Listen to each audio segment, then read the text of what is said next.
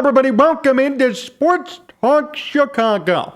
My name's Jon Zaghloul. Great to have you here on Channel 59.3 BPOD TV and Roku. Big news, Matt Eberflus has pretty high praise for Justin Fields. We'll break down what it means in just a second. Before we get started, make sure you follow me on Twitter and Instagram at Jon Z Sports and on Facebook at Jon Zaghloul. You can watch more of my show. Search up Sports Talk Chicago on YouTube or go to sportstalkchicago.com. You can watch more shows from the VPOD TV network. Search up VPOD TV on YouTube. I want to start today with this.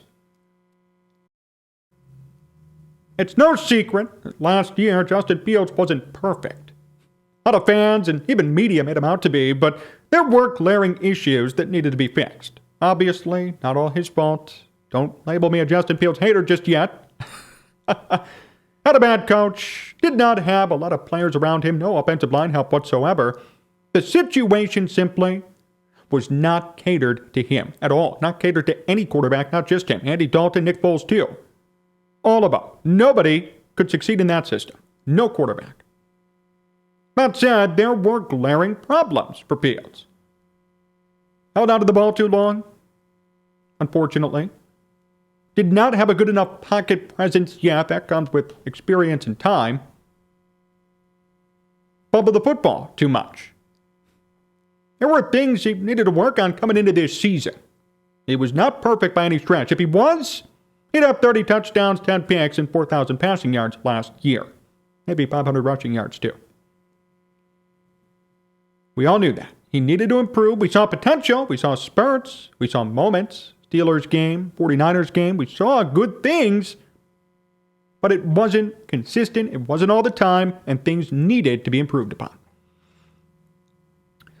That was supposed to be a big focus and a big reason why the Bears got rid of Matt Nagy and hired Luke Getsy to be the offensive coordinator for the team. I was skeptical at first, to be completely honest, about Getsy and his potential here in Chicago, simply because not much experience calling plays in the NFL. He didn't do it in Green Bay. He was the passing game coordinator, not the offensive coordinator. And even the offensive coordinator didn't call plays there. It was Matt LaFleur, head coach. So naturally, you had to wonder, what can Luke Getsy even do, if anything? He was third, technically, in command of that offense. Well, so far, according to Matt Eberflus, we're seeing improvements from Justin Fields, and not one game has even started yet. Here's a quote. Jason Leisure of the Chicago Sun-Times. Bears coach Matt Eberflus says, "It's unmistakable that QB Justin Fields' footwork and timing are significantly upgraded from what Eberflus saw on film from last season. It's a big part of why he's optimistic about Fields making a jump this season." For those of you who tune into my show and watch me, a lot of my guests have said something similar, that we should expect some sort of jump, and the magnitude of it is going to depend on Fields, and it's going to depend on the situation he's going to be in. I know this for a fact. Justin Fields will not throw 7 touchdowns, 10 picks, and record 11 fumbles next year. That's one thing I know, and if that's the definition of a jump, then so be it. He is going to jump. By default. There's no way he's going to replicate what he did last year. I just can't see it happening. I can't see him regress that much. He's a top pick, big-time quarterback. I don't see a situation where he gets worse. I can't see it. So I agree with that assessment from Matt Eberflus. And here's this from Sports Illustrated. Under offensive coordinator Luke Getsy, the Bears are making it more of a Justin Fields type of attack on offense. Talked about this last week. Last year, Justin Fields had a 102.2 passer rating on play-action plays that were only called 25% of the time. Now, I understand you can't call play-action 90% of the time if you're passing, but if you know it works, why wasn't it called a little bit more?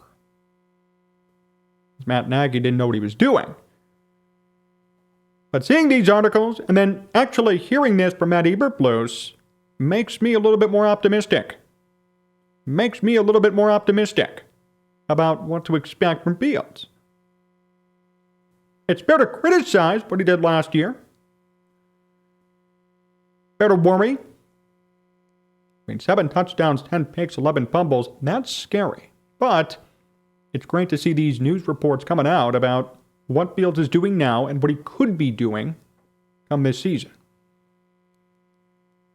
I think at this point a conservative estimate of what he's going to do involves 20 touchdowns, 11 picks, maybe 3,500 passing yards, and 500 rushing yards. That's my guess today. That could change, and that's conservative. And by the way, don't take that as an insult. That's a big improvement over last year. 20 touchdowns, 10 picks, around 3,500 passing yards, 500 rushing yards. That's actually amazing. And that sort of play could actually hoist the Bears into a potential wild card spot. If they just have some sort of competence at quarterback, they're going to be a much better team than people think. Obviously, there are holes around this team that need to be filled, and the cap situation's not the best this year, will be next year. I know they have more money to spend. They're not looking to win now, but if Justin Fields just does that, if he's simply a competent quarterback, if he matches Mitch Trubisky's 2018 production or comes close to it, this Bears team could be a wild card winner. Prove me wrong. If Justin Fields can have 25 touchdowns, 20 touchdowns, 10 picks, 3,500 yards, and maybe 500 rushing yards, come on, that's going to be pretty good for the Bears. And that sort of production, even though it sounds lackluster at best, is actually one of the best seasons in Bears history. The Bears have never had a 4,000-yard passer, ever. If Justin Fields just was competent and put up 3,500 yards, put up 20 touchdowns, 10 picks, limited the turnovers and the fumbles, that'd be great. That's why expectations, I think, shouldn't be super high. I think a lot of people expect Justin Fields to be Patrick Mahomes, and I've heard that comp already. Oh, he better be throwing for 40 touchdowns and 5,000 yards, and he's going to get there. He'll get there at some point. Realize it's not necessary to be that. The Bears aren't asking for that. I'm not asking for that. I've said from day one, if he could match Mitch Trubisky's 2018 production or exceed it, I'm happy. Because that year the Bears won. They didn't need a superstar quarterback to almost, in my opinion, make the Super Bowl. You just need somebody who could lead and somebody who could step up in big moments and win. That's what they need here. They don't need Patrick Mahomes. It'd be great, but they don't need it. They need somebody who could lead, who could win, and who could at least play competent football and hold on to the football too. So I would hope, Bears fans, that you don't put too high of a ceiling on Justin Fields and cause pressure when there's no need to have it. That doesn't mean we should expect less or demean Justin Fields, but what it does mean is 20 touchdowns, 10 picks, 3,500 yards. That to me is a fine season. I'm just saying that if he exceeds it, so be it. That's great. But I wouldn't be disappointed with that sort of production from him, and I wouldn't call him a bust either for doing that. There's nothing wrong with that. Too many people are labeled busts when they shouldn't be in the NFL. Too many guys have put up actually good, productive seasons, and yet they're labeled busts. Sure, you can name a number of people who've actually played decent football and are named busts in history. Not just Mitch Trubisky. I mean, there are others, too, who put up decent numbers and who've been named busts. Jamarcus Russell's a bust. Ryan Leaf is a bust. Mitch Trubisky, no. Justin Fields. Some have said Justin Fields is a bust. No, not a bust. Not at all. Have to be careful when we use that term. And I'm guilty of it too. I call people busts who probably aren't. At the end of the day, when we're evaluating quarterbacks and talking about, okay, did this guy help out his team? Was he worth it at that draft spot? Justin Fields certainly was. Not a bust. And 20 touchdowns and 10 picks is not bust-worthy either. Just because you're expecting Patrick Mahomes and he delivers Ryan Tannehill or Kirk Cousins-esque production, that doesn't mean he's a bust. That's why, at the end of the day, as long as the Bears win, it doesn't matter. Really doesn't matter. Jim McMahon, good quarterback. But if you look at his numbers, not the best. Still, good leader, team guy, and that team, most importantly, won. And everybody loves Jim McMahon, and that's great. He deserves the praise for leading that team to a Super Bowl. But at the end of the day, Jim McMahon is no Steve Young, Dan Marino. Doesn't matter.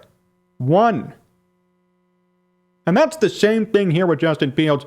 Justin Fields may never put up Patrick Mahomes-type numbers, and yet he's not a bust if he doesn't. If he wins a Super Bowl, if he leads the Bears to multiple playoff appearances even one, that automatically makes sure, to me, not a bust. We can't demand too much of him either. Remember, first year, new offense, new scheme, and whole new team around him too. We have to be patient, but we have to hold him and this whole Bears team accountable when they suck. At the same time, though, a decent year is something to be excited about. It doesn't have to be a superstar, light up the stat line type season. It just has to be competent. Is there any improvement? Even if Justin Fields had 15 touchdowns, 12 picks, it's still an improvement over 7 and 10 and 11 fumbles. I need to see improvement this year. We all do. If Justin Fields doesn't improve, then we got a problem. Ben, yes, he could very well be a bust, but based on these reports here, it looks like he is. And if we could see that in games, even if it's not Mahomes, Josh Allen type production, I'll tell you this much, that's a positive, and it should be treated as such. Again, Matt Eberflus. He said it's unmistakable that Justin Fields' footwork and timing are significantly upgraded from what he saw on film from last season. That's amazing. That's great. This should be celebratory. Because that was a big problem for Justin Fields last year, and we all know this. Huge problem. Held onto the football too long. Took too many sacks. The O-line was bad, but still, fumbled the ball way too much. Too many picks. Not enough touchdowns. All these things need to be improved upon. And a lot of it has to do, believe it or not, with timing and footwork. A lot of it does. A lot of it has to do with timing, with how long you're going to hold onto the ball, and footwork. Your drop back, how you move in the pocket, good pocket presence, anticipating blitzes and coverages.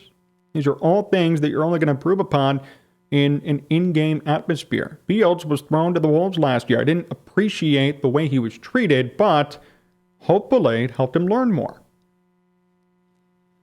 So these are all good things that are coming out of Bears camp. And as I said many a time, even recently too, this may not be the best year, although they have a pretty favorable schedule, but we need to see improvement. And as long as we do, it's okay. The Bears have tons of cap room for 2023. They better be good then, not now. But if Justin Fields could be just a competent quarterback, even if he puts up Teddy Bridgewater type production, I'll tell you this much, this Bears team could be in the thick of it. They could go 8-9, 9-8, and contend for a wild card spot. Doesn't mean they're going to make it. Doesn't mean we should be pissed if they don't. But it does mean that if they're contending, if it's the last week of the year and a playoff spot's on the line, they're doing something right. And things are much better than how they were under Matt Nagy. And Ryan Pace, too.